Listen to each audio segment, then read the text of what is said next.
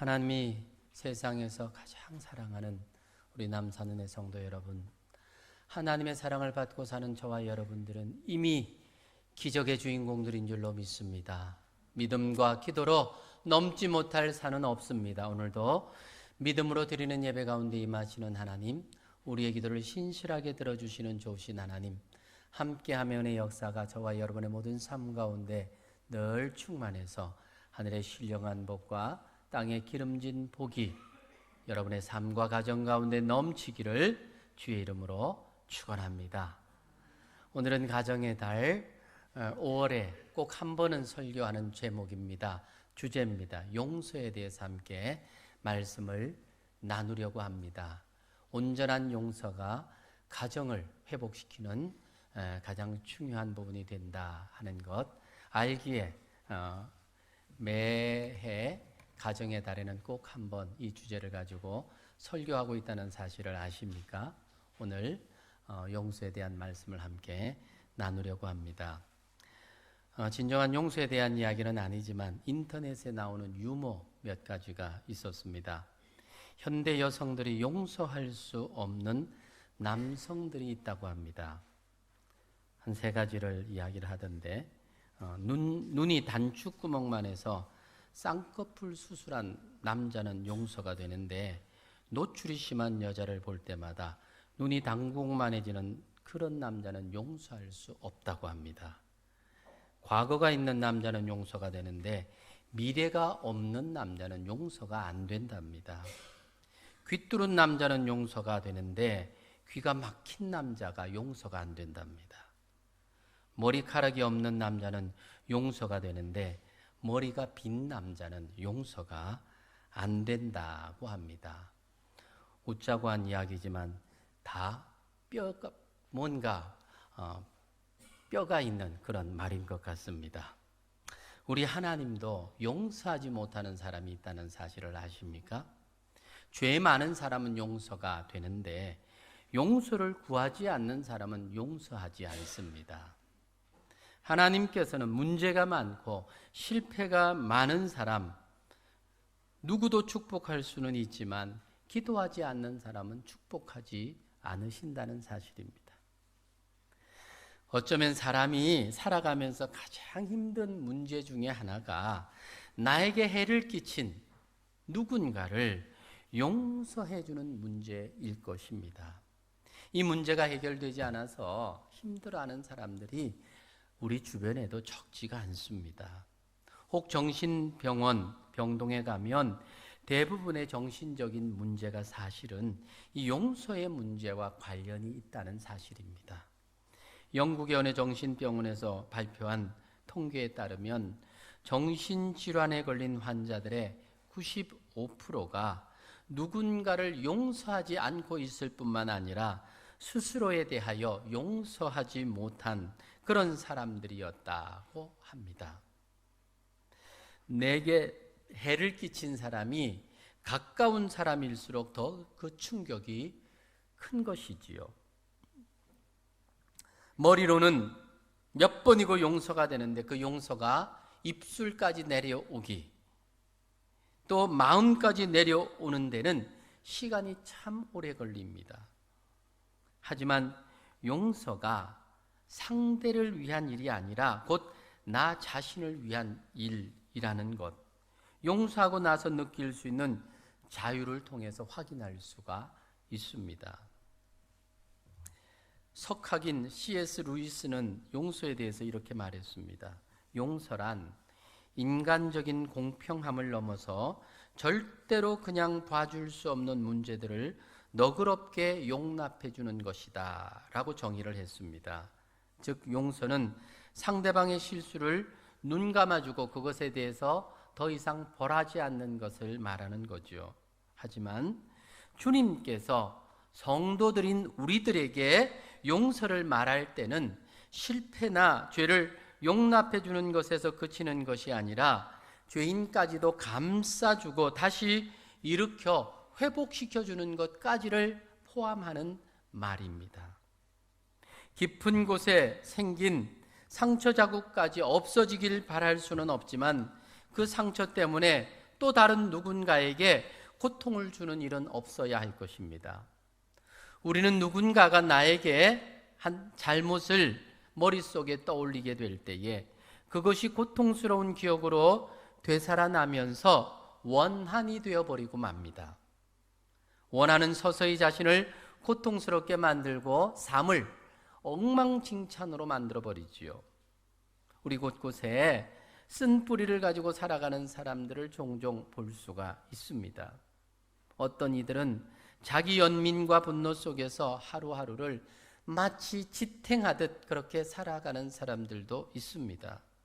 틈만 나면 주변 사람들에게 자기가 입은 상처가 얼마나 큰지 넋두리를 늘어놓는 것에 많은 시간들을 보냅니다. 겉으로는 침착한 듯 안정된 듯 보이지만 내면에 억눌린 분노로 인해서 자신의 삶을 서서히 파괴시켜가는 그런 사람들도 종종 보게 됩니다. 용서하지 않는 마음을 가진 사람들의 머릿속에는 온통 어떤 사람에 대해서만큼은 참을 수 없다는 생각으로 가득 차 있습니다. 그렇기 때문에 그 사람에 관해서는 항상 복수의 칼을 갈고 있는 것이지요. 사랑하는 여러분, 하나님은 하나님의 자녀인 저와 여러분에게 용서를 교훈하고 있습니다. 용서는 위대한 힘이 있습니다. 하나님은 이 용서를 통해서 병든 몸을 치료하는 능력이 있고 흐트러졌던 인격을 가다듬어주는 위대한 힘이 있고 또한 우리의 영혼을 풍성케 하는 놀라운 능력이 있습니다. 기독교 진리를 한마디로 표현한다면 용서라고 말할 수 있습니다. 기독교의 진리가 용서고 복음의 내용 또한 용서입니다. 십자가의 의미가 용서고 하나님의 색깔, 사랑의 색깔을 표현해 본다면 용서라고 하는 색깔로 표현이 되는 것입니다. 우리 모두는 하나님의 용서를 체험함으로 그리스도인이 되었습니다.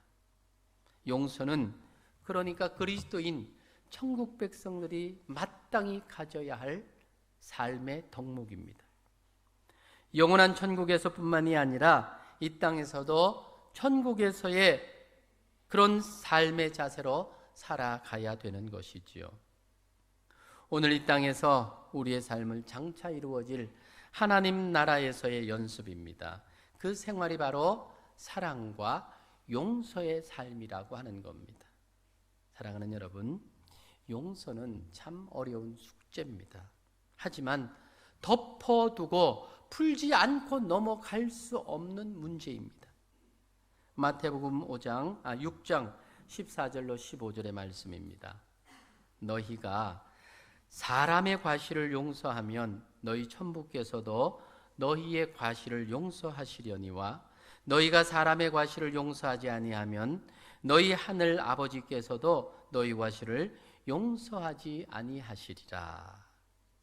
마땅히 용서받은 우리들은 우리에게 잘못한 그 누군가를 용서할 수 있어야 합니다. 오늘 말씀이 주는 교훈을 따라서 용서의 자리로 나아가는 저와 여러분, 천국 백성인 저와 여러분이기를 간절히 바랍니다. 창세기를 읽어보면 창세기에 가장 많은 양을 할애하고 있는, 기록하고 있는 이야기가 바로 요셉의 이야기입니다. 동생 요셉을 죽이려고 그렇게 하다가 애굽의 종으로 팔아넘긴 형들과 그 이후에 요셉의 이야기가 창세기 37장부터 45장까지 기록이 되고 있습니다. 아버지 야곱으로부터 특별한 사랑을 받았던 아들에서 한순간 비참한 노예로 전락해버린 그 사람, 그가 바로 요셉이지요. 그것도 사랑하는 형제들에 의해서 꾸며진 일이었다는 사실입니다. 요셉은 보통 사람이라면 감당하기조차 힘든 상처를 가슴에 안고 살아간 그런 사람입니다. 그런 그가 자기를 애굽의 종으로 팔아넘겼던 형들을 용서하고 흉년으로부터 온 가족을 살리는 가족 구원자로 등장하고 있습니다. 만약 이 요셉의 용서가 없었다면 그 가족사는 피비린내 나는 복수의 현장이 되었을 겁니다. 요셉의 이 용서로 말미암아 야곱의 12아들로부터 이스라엘의 12지파가 시작되는 축복이 그 가정에 임하게 되었던 거지요. 그렇다면 힘들고 어려웠던 이 일을 당했던 요셉이 어떻게 그렇게 용서가 가능했을까 하는 부분에 대해서 오늘 말씀을 통해서 귀한 교훈을 함께 받으려고 합니다. 한번 따라합시다. 요셉은 그가 만난 고통스러운 일을 하나님의 섭리로 보았습니다. 요셉이 당한 고통은 보통 사람들이 이해할 수 있을 만한 분량의 내용이 아닙니다. 정말 힘들고 어려웠던 형제들로부터 배신당하고 사랑하는 가족들로부터 배신을 당한 정말 그랬던 요셉이 그들을 도리어 용서하고 그들을 도와주고 품에 안았다는 사실입니다. 어떻게 이것이 가능할 수 있었을까? 바로 그 답이 여기에 있습니다. 그 고통스러운 일을 하나님의 섭리로 보았다. 그 믿음이 요셉에게 있었다는 거죠. 그렇습니다. 믿음은 제가 누누이 말씀드리지만 해석입니다. 어떻게 보느냐에 따라서 어떻게 해석하느냐에 따라서 문제가 다르게 보이는 것입니다. 요셉의 고백을 한번 들어보시겠습니까? 5절 말씀. 당신들이 나를 이곳에 팔았다고 해서 근심하지 마소서, 한탄하지 마소서. 하나님이 생명을 구원하시려고 나를 당신들보다 먼저 보내셨나이다. 8절 말씀. 그런즉 나를 이리로 보낸 이는 당신들이 아니요 하나님이시니라. 사실 팩트는 뭡니까? 형들이 요셉을 죽이려고 하다가 애굽의 종으로 팔아버린 게 팩트입니다. 22년 전에 형들은 요셉을 죽이려고 했습니다. 왜요? 아버지의 사랑을 혼자 독차지하는 이 요셉이 눈에 가시처럼 보였기 때문에 그랬습니다. 그때 요셉의 나이가 17살이었습니다. 어린 요셉이 웅덩이에 갇혔습니다. 얼마나 두려웠겠습니까? 무서웠겠습니까? 그런 그를 다시 형들이 그나마 생명을 보존해 주려고 끄집어내어서 애굽의 노예로 팔아버립니다. 그 이후에 감옥에 갇히기도 하고 모함을 받아서 죽을 고비를 넘깁니다. 요셉이 애굽의 총리가 되었을 나이가 30살이니까 13년 동안을 온갖 고생을 다 한 겁니다.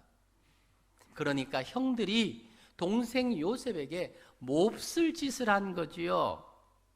다시 말해서 요셉에게 큰 죄를 지은 겁니다. 하지만 요셉은 그 형들의 잘못으로 보지 않고 하나님의 섭리로 해석을 했다는 것입니다. 사랑하는 여러분, 이런 눈이 저와 여러분 안에도 있기를 주의 이름으로 축원합니다. 우리에게 일어나는 많은 일들에 대해서 우리는 그 문제를 신앙의 눈으로 바라볼 수 있기를 바랍니다. 신앙의 눈으로 바라보지 않으면 인간적인 것으로 생각하면 사람이 미워지고 사람이 용납이 안 되고 분노가 치밀고 화가 나고 그래서 차곡차곡 내 안에 분노의 칼을 갈게 되는 겁니다. 그런데 이 모든 것이 하나님의 섭리로 보게 되면 그것이 다 용납이 되고 받아들여진다는 사실입니다. 믿음의 관점으로 문제를 보니까 더 이상 자신을 팔아넘긴 형들이 미워지지를 않았던 겁니다. 도리어 불쌍히 여기는 마음이 생기고 도와주고 싶은 마음이 생기는 겁니다. 아마도 요셉은 동생들을 팔아넘긴 이 형들의 마음고생을 어느 정도는 알았던 것 같습니다. 야곱의 가정에 요셉이 11번째 아들이죠. 12번째 막내가 누굽니까? 베냐민입니다. 그런데 이 위에 10명의 아들들은 배다른 형제들입니다. 본래 야곱이 처음 사랑해서 결혼하려고 했던 여인이 라헬이었지요. 그런데 이 레아를 먼저 주어서 이 레아로 그 언니인 레아에게서 10명의 아들을 낳게 됩니다. 그리고 난 다음에 이 라헬에 의해서 낳아진 아들이 이 요셉과 베냐민이었습니다. 그렇기 때문에 야곱의 경우는 사랑하는 여인이 낳은 아들이기 때문에 아마 더 정이 갖고 사랑스러웠던 것 같아요. 그래서 이 요셉에게 많은 사랑을 베푸니까 이 배다른 형제인 10명의 형들이 이 요셉을 시기하고 결국은 이런 몹쓸 행동을 했던 거지요. 요셉을 팔아버리고 나서 그러면 형들은 마음 편하고 좋았을까? 눈에 가시가 없어졌으니 이제는 행복했을까? 그렇지 못했던 것 같아요. 요셉이 없어졌다라고 하는 것 때문에 아버지 야곱이 얼마나 슬퍼하고 애달파하고 힘들어하는지 그걸 보니까 아마 그 10명의 형들은 자기들이 했던 행동이 얼마나 잘못된 것인지를 생각하고 마음에 두고두고 후회하면서 그것 때문에 고통스러워했던 것 같아요. 그랬기 때문에 그 요셉을 팔아버리고 지켜주지 못했던 것, 그것이 마음에 남았기 때문에 막내였던 이 베냐민만큼은 지키고 싶어하는 그 행동, 그 형들의 행동을 보면서 요셉은 자기에게 했던 그 형들의 잘못을 스스로 깨닫고 있다는 사실을 아마 감지했던 것 같습니다. 한 번 실수는 할 수 있지만 2번 실수는 안 된다고 고집하는 그 형들의 행동을 보면서 요셉은 참을 수 없는 눈물을 흘린 겁니다. 오늘 본문 앞에 있는 내용들이 그런 내용이고요. 그리고 그 상황들을 다 간파했던 요셉이 결국은 울음을 터뜨리고 있는 바로 그 내용이 오늘 읽었던 창세기 45장의 내용들입니다. 사랑하는 여러분, 형제가 잘못하면 몇 번은 용서해 줘야 되겠습니까? 한 3번쯤 용서해 주면 그 사람은 인격이 아주 잘 준비된 사람이라고 말할 수 있습니다. 3-4번이잖아요. 그런데 사실 우리가 잘못된 사람에 대해서 한 번은 용서해 줄 수 있지만, 아니 한 번 용서해 주는 것도 잘 안 됩니다, 사실은. 그런데 3번까지 용서해 주는 거 진짜 인격이 된 사람이죠. 근데 주님은 뭐라 그럽니까? 70번에 7번씩 용서해 주어라. 숫자로 치자면 490번 용서해 주어라. 이건요, 완전수 7에 대한 이야기이기 때문에 이건 끝까지 용서해 주어라 그 말이거든요. 주님은 우리에게 정말 감당하기 힘든 미션을 주고 계신 거예요. 형제가 나에게 잘못하면 몇 번 참아주면 됩니까? 용서해주면 됩니까? 주님 말씀하시기를 끝까지 참아라. 끝까지 참아라. 그렇습니다. 용서는 끝이 없는 겁니다.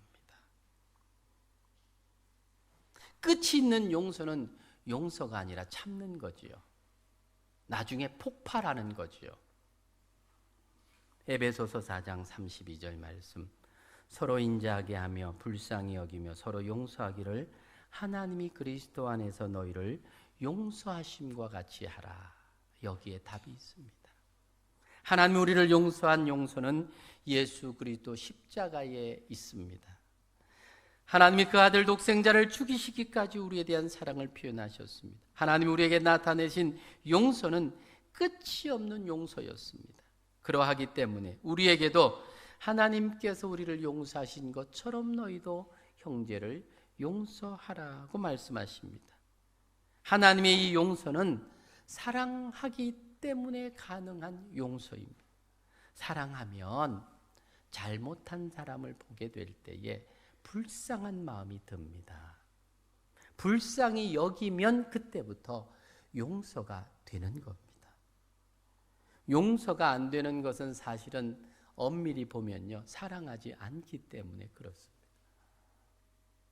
우리가 자녀들을 키워보면 알지만 자녀들이 크면서 얼마나 잘못하는 일이 많습니까? 부모들한테 속썩이고 힘들게 하고 그래서 막 집 나가라고 소리칠 때도 있고요. 그럴 때 있지 않습니까? 그래도 용서해 줍니다. 그래도 받아줍니다. 왜요? 사랑하기 때문에 그렇습니다. 그런데 더 작은 잘못이라도 옆집 사람이 그렇게 하면요, 용서가 안 됩니다.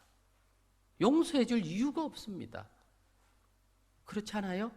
우리 자식은 더 큰 잘못해도 용서가 되는데 우리 옆집 사람은 조그만한 잘못을 해도요, 용서가 안 돼요. 그 베란다에 조금 양해를 구하고 갖다 놓는 그것도요, 오래 놔두면요 신경질이 나고 화가 나고요, 짜증이 나고요. 그래서 그것 때문에 얼굴 붉히고 용서 안 하고 그렇잖아요. 우리 자녀들이 부모한테 그러면 용서가 안 됩니까? 되잖아요. 왜요? 사랑하기 때문에 용서가 되고 사랑하지 않기 때문에 용서가 안 되는 거예요.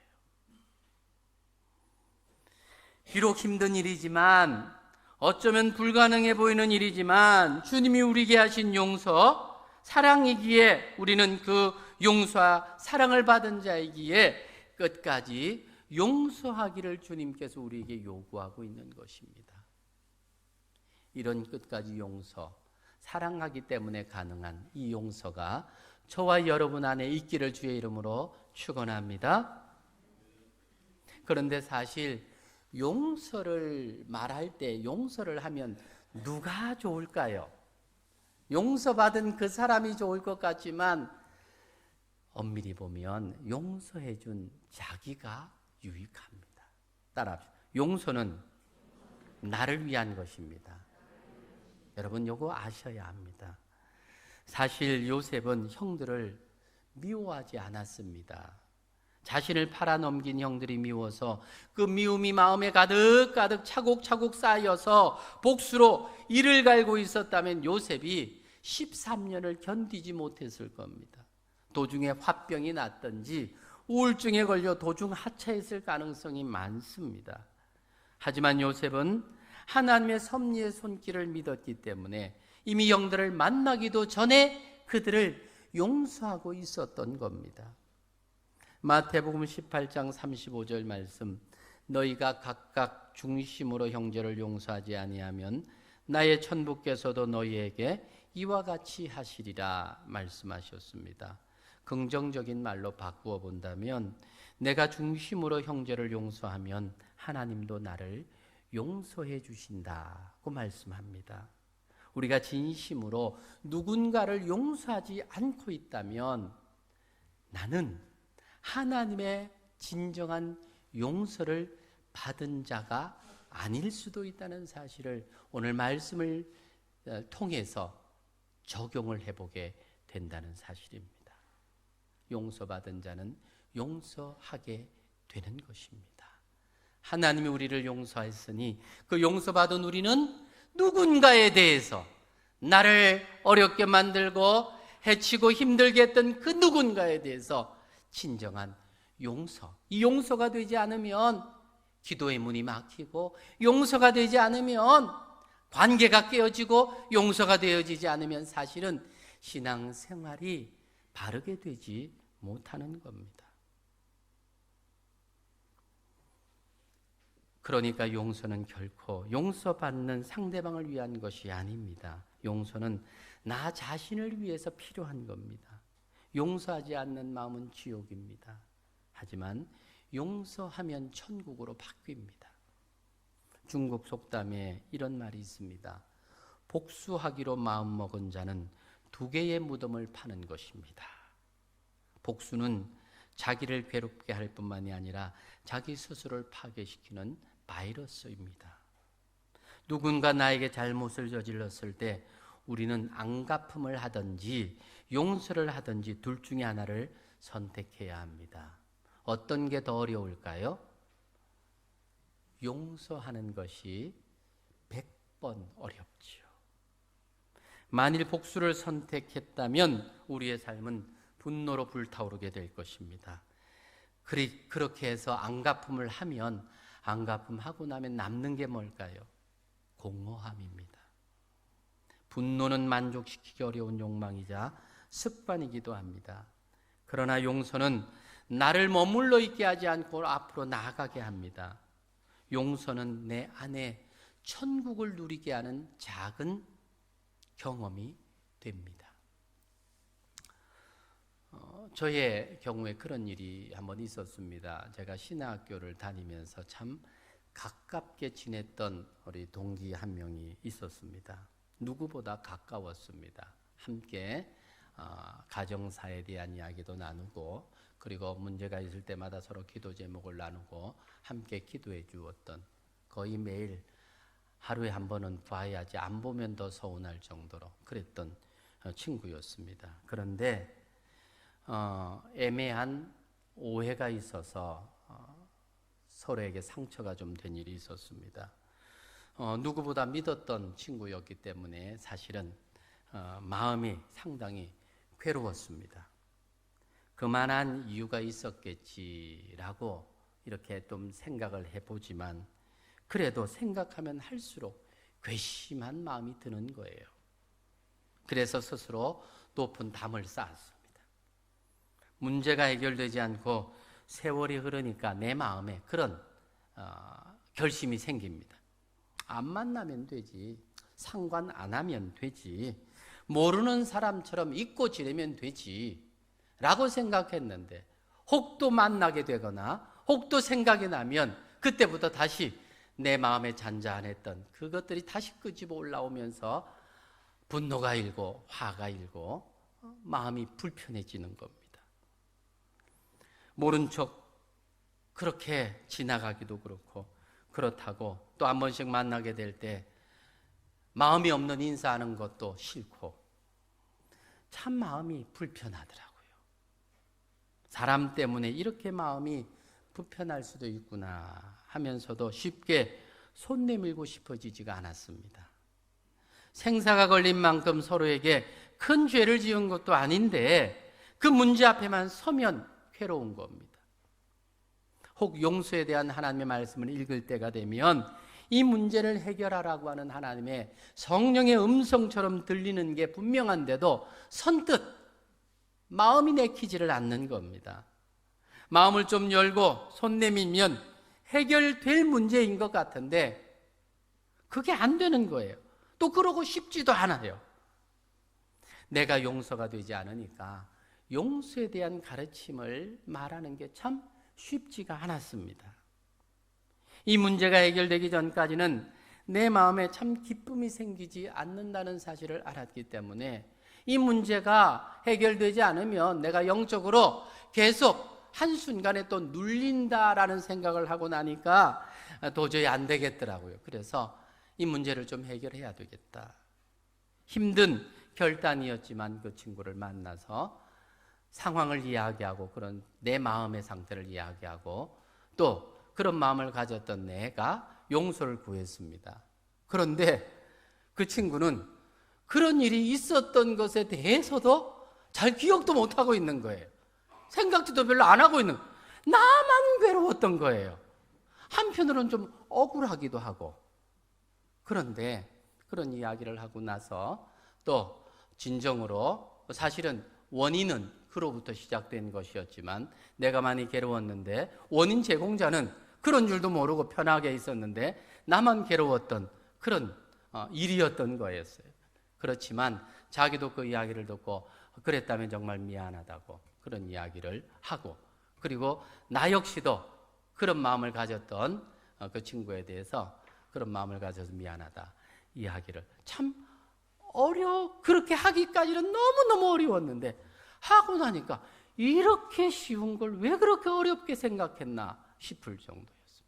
근데 그러고 나니까 어때요? 마음에 평안이 찾아오는 겁니다.